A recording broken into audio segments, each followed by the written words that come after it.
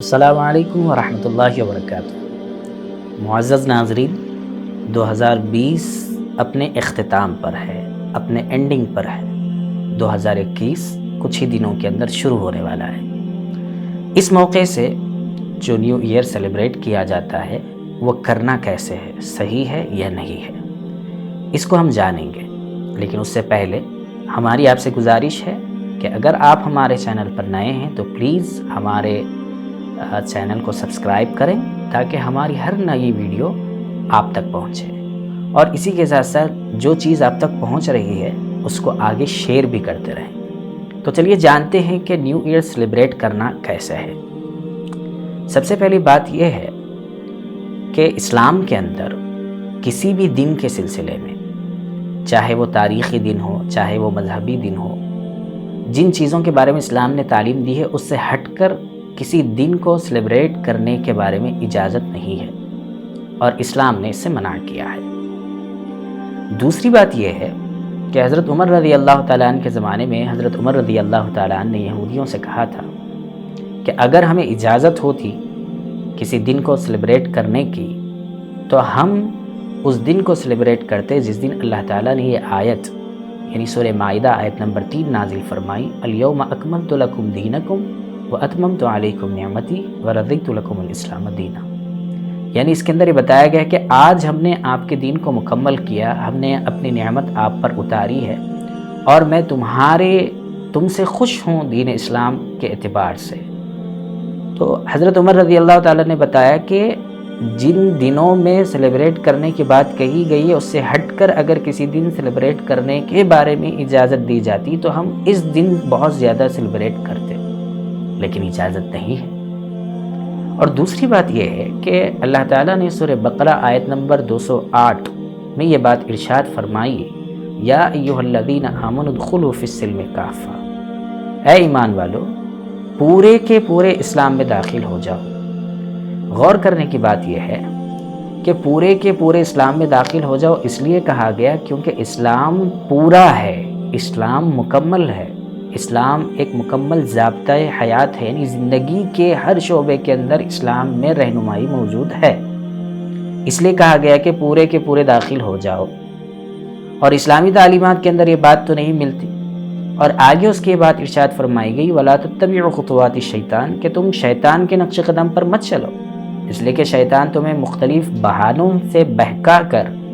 اللہ کے راستے سے ہٹا کر تمہیں غلط راستے پر رکھتا ہے، اور اس کی وجہ سے کل تمہیں آخرت میں سزا ملنے والی ہے، اور اس سزا کے موقع پر شیطان تمہارا کوئی ساتھ دینے والا نہیں ہے۔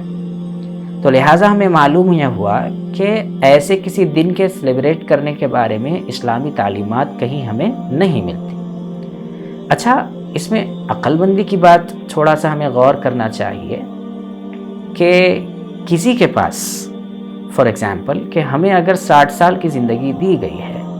اور اس میں سے میری 25 سالہ زندگی ختم ہو چکی ہے، تو میرے پاس بچتی ہے جو بچی ہوئی زندگی ہے وہ بہت کم ہے، یعنی اس میں سے مائنس کر لیے گئے ہیں 25 سال، اور یہ 25 سال ختم ہونے پر اگر میں خوش ہو رہا ہوں تو یہ خوش ہونا میری بے وقوف ہونے کی علامت ہوگی، کیونکہ کسی کے پاس اگر 60 روپے رکھے گئے ہیں یا 100 روپے رکھے گئے ہیں اور اس میں سے اس کے پاس سے 50 یا 60 روپے ختم ہو جاتے ہیں یا گم ہو جاتے ہیں تو وہ اس پر خوش نہیں ہوتا بلکہ وہ اس پر غمزدہ ہوتا ہے، غمگین ہوتا ہے۔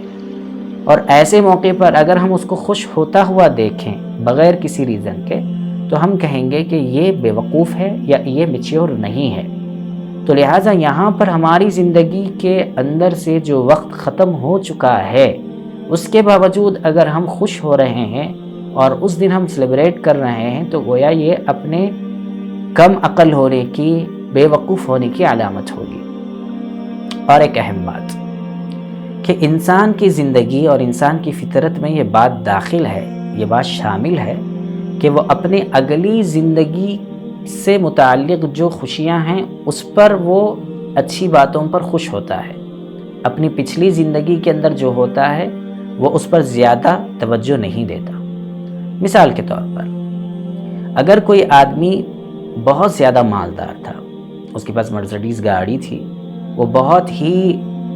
جو ہے اچھی خوشحال زندگی گزارا کرتا تھا، اس کا بینک بیلنس تھا، اس کا بزنس تھا، وہ بہت فیمس بزنس مین تھا۔ اچانک CBI کی ریڈ پڑی اور اس کا پورا کاروبار کلوز ہو گیا۔ نہ صرف کاروبار کلوز ہوا بلکہ اس کے ساتھ ساتھ اسے یہ سزا بھی سنائی گئی کہ اگلے دن آپ کو جیل بھیجا جا رہا ہے اتنے سالوں کے لیے، عمر قید کے لیے، یا پھر کچھ سال متعین کر دیے گئے۔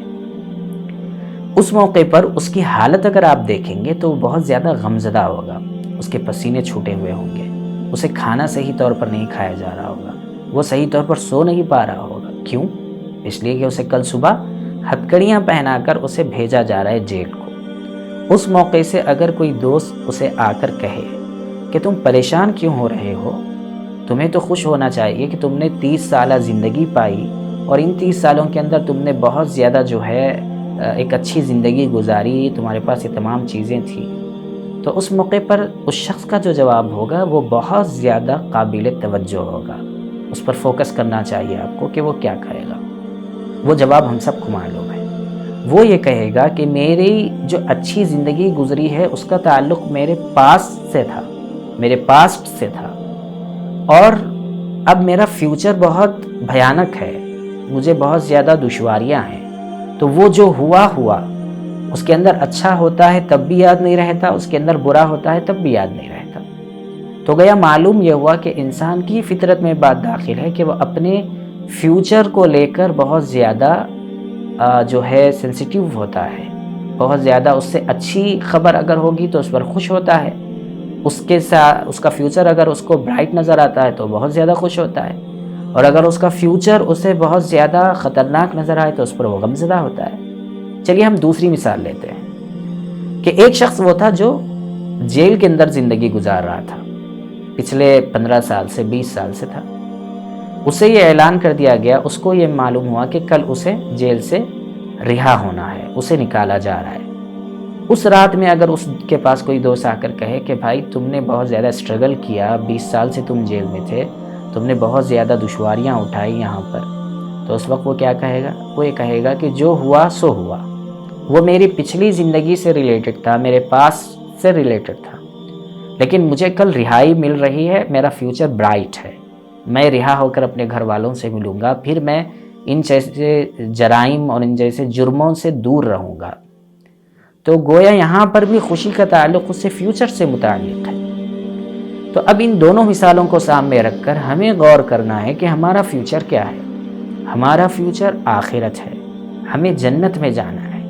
تو اگر ہم نے جنت کے لیے تیاری نہیں کی ہے، ہم نے آخرت کے لیے تیاری نہیں کی ہے، تو ایسی صورت میں ہم کس بات پر خوش ہو رہے ہیں؟ یہاں تو ہمارا مستقبل، ہمارا فیوچر کس انداز کا ہو رہا ہے ہمیں اس کی کوئی خبر ہی نہیں ہے، اور اس کے باوجود اگر ہم خوش ہو رہے ہیں تو ہم بھی ان بے وقوفوں میں شمار ہوں گے، ہمیں بھی ویسے ہی بے وقوف سمجھا جائے گا جو اپنے ہی نقصان پر خوش ہو رہا ہے۔ تو لہٰذا ہمیں اپنے آخرت کی فکر کرنی ہے، ہمیں اپنے آخرت کو صحیح کرنے کی کوشش کرنی چاہیے، اور ان جیسی چیزوں کے اندر پڑھ کر اپنے اوقات کو ضائع نہ کریں، ویسٹ نہ کریں، ورنہ ہم میں اور ان بے وقوفوں میں کوئی فرق نہیں رہے گا جو بلا کسی ریزن کے، بغیر کسی ریزن کے خوش ہونے کی عادت ان کو پڑ چکی ہے۔ اس لیے اللہ تعالیٰ سے دعا ہے کہ اللہ تعالیٰ ہمیں صحیح سمجھ کی توفیق عطا فرمائے اور ان جیسے اوقات کے اندر اپنے آپ کو ضائع نہ کریں۔ ضرور آپ اگلے سال کا پلان کریں، آپ ایک ایم اور ایک گول بنائیں اور اس کے اندر یہ کوشش کریں کہ میں اگلے سال یہ اچھے کام کروں گا، میں اگلے سال اتنے جو ہے اپنے گھر والوں کی ہیلپ کروں گا، میں اگلے سال اپنے گھر والوں کو فائنانشلی بہت سپورٹ کروں گا، مجھے اگلے سال اپنے ایجوکیشن کے اندر یہاں تک پہنچنا ہے۔ اس طرح کی چیزوں کو آپ پلان کریں، اس کا اسٹرکچر بنائیں اور اسی کے اعتبار سے اسٹرگل کریں اور محنت کریں۔ تو یہ آپ کا پلان بہت اچھا ہے، چونکہ دنیاوی زندگی کے اندر بھی اچھی زندگی گزارنے کی تاکید اسلام نے کی ہے، لیکن بغیر کسی چیزوں کے اندر